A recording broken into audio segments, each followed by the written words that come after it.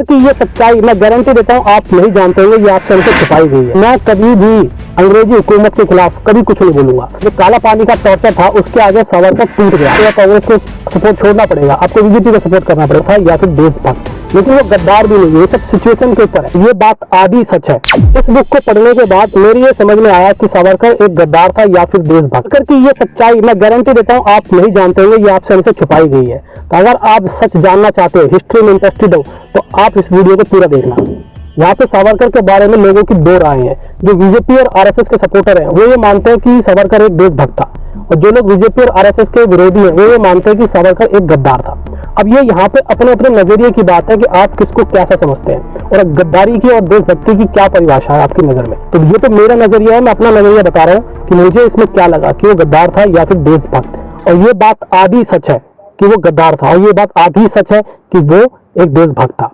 अगर मैं सावरकर के पूरे जीवन के बारे में शुरू से बात करूंगा तो वीडियो बहुत ज्यादा लंबी हो जाएगी, लेकिन मैं यहाँ पे सिर्फ इतनी ही बात करूंगा कि वो गद्दार था या नहीं, और था तो क्यों था, उसे क्यों गद्दार समझा गया। और इसे मैं आपके और मेरे रियल लाइफ एक्सपीरियंस से भी यह जोड़ने की कोशिश करूंगा कि गद्दारी के असल में क्या मायने होते हैं। तो उस हिसाब से अगर सावरकर गद्दार है तो फिर आप और मैं भी गद्दार ही हुए। बात करते हैं सावरकर की गद्दारी कहां से शुरू हुई। सन 1911 में उसे इंग्लैंड में गिरफ्तार किया गया और उससे लाइफ टाइम प्रिजमेंट यानी कि उम्र कैद की सजा हुई। अंडमान के जेल में भेजा गया जो कि काला पानी के नाम से जाना जाता है। और काला पानी की सजा आप लोग जानते हो किस तरह की होती थी। काला पानी नाम सुनते ही लोगों के अंदर घबराहट आ जाती थी। वहाँ का टॉर्चर, वहाँ का पेन, वहाँ का जो बिहेवियर था कैदियों के साथ वो बर्दाश्त से बाहर था। बहुत ही ज्यादा क्रूर तरीके से वहाँ पे कैदियों के साथ व्यवहार किया जाता था। सावरकर को उस जेल में शिफ्ट किया गया था, उसे उम्र कैद की सजा मिली थी। किस लिए मिली थी ये मैं दूसरी वीडियो में बता दूंगा, लेकिन फिलहाल मैं बता रहा हूँ कि वो टूटा क्यों और वो गद्दार क्यों कहलाया। उस जेल में जाने के बाद सावरकर से वहाँ का पेन, वहाँ का टॉर्चर अंग्रेजों का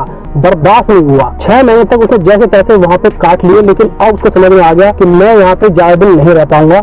उससे वहाँ का माहौल, वहाँ का टॉर्चर और बर्दाश्त से बाहर था। तो उसने 5 बार, ध्यान से सुनना, उसने 5 बार अलग अलग टाइम के गैप में, मतलब 6 महीने साल ऐसे गैप में 5 बार लेटर लिखा, रिक्वेस्ट लेटर लिखा जिसे मर्की पटिशन बोलते हैं।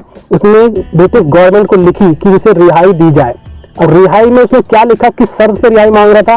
वो शर्त ये थी, उसने बोला कि मैं ये लिख के देता हूँ कि मैं यहाँ से रिहा होने के बाद अगर आप मुझे रिहा कर देते हो, रिलीज कर देते हो, तो मैं कभी भी अंग्रेजी हुकूमत के खिलाफ कभी कुछ नहीं बोलूंगा और कभी भी किसी anti government, anti British activity में पार्टिसिपेट नहीं करूंगा।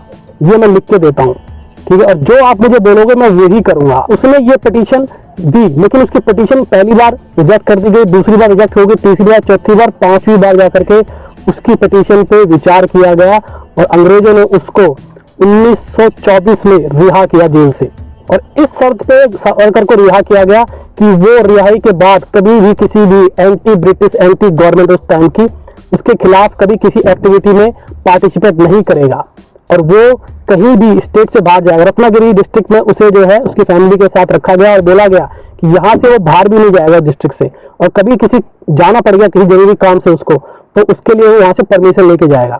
ये शर्त उसके रखी गई थी। अब बात हुई कि उसने गद्दारी क्या की।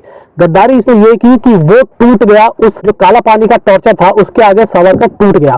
तो भाई मैं यहाँ से आपके अपनी लाइफ को भी जोड़ के देखता हूँ।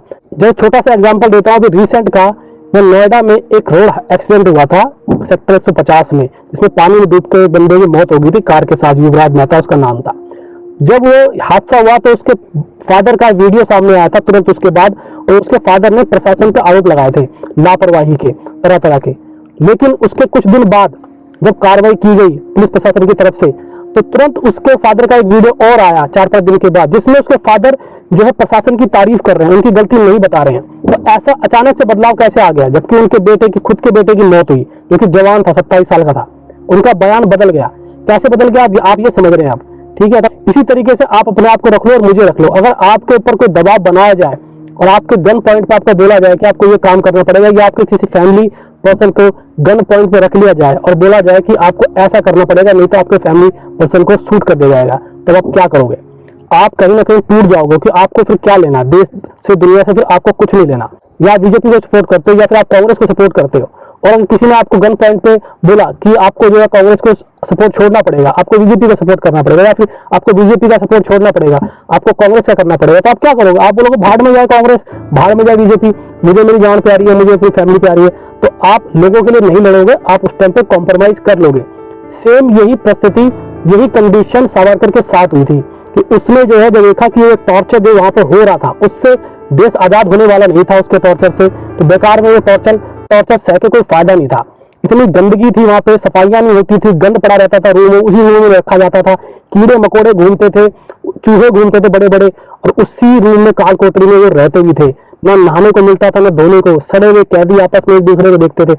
ये टॉर्चर सावरकर बर्दाश्त नहीं कर पाया, क्योंकि सावरकर कोई छोटा मोटा बंदा नहीं था।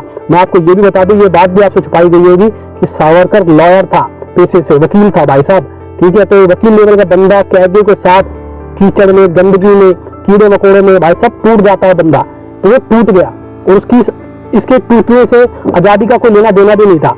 तो उसने जो घुटने फेंक दिए ब्रिटिश गवर्नमेंट के सामने, बोल दिया ठीक है भाई, अगर मेरे ही लड़ने से कौन सा देश आजाद हो रहा था, ठीक है मैं छोड़ देता हूँ, नहीं बोलूंगा गवर्नमेंट के खिलाफ, एंटी ब्रिटिश, मैं कुछ भी स्टेटमेंट नहीं दूंगा। और वो एग्रीमेंट पे साइन किए और वहां से उसको रिलीज कर दिया गया। तो अब आपके ऊपर ये बात है कि आपको क्या लगता है कि वो देशभक्त था या फिर वो गद्दार था? क्योंकि देशभक्त भले ही आप उसको ना कहो, लेकिन वो गद्दार भी नहीं है। ये सब सिचुएशन के ऊपर है, क्योंकि ये सब सिचुएशन के ऊपर, जैसे मैंने आपको अभी रियल एग्जांपल दिया लाइफ का, सिचुएशन के हिसाब से आदमी टूट ही जाता है भाई। हर कोई भगत सिंह नहीं बन सकता, हर कोई महात्मा गांधी नहीं बन सकता। तो आपकी क्या राय है, आप कमेंट सेक्शन में बता सकते हैं। और इसी तरह के रियल फैक्ट्स को, रियल हिस्ट्री को जानने के लिए आप मेरे चैनल को सब्सक्राइब भी कर सकते हो।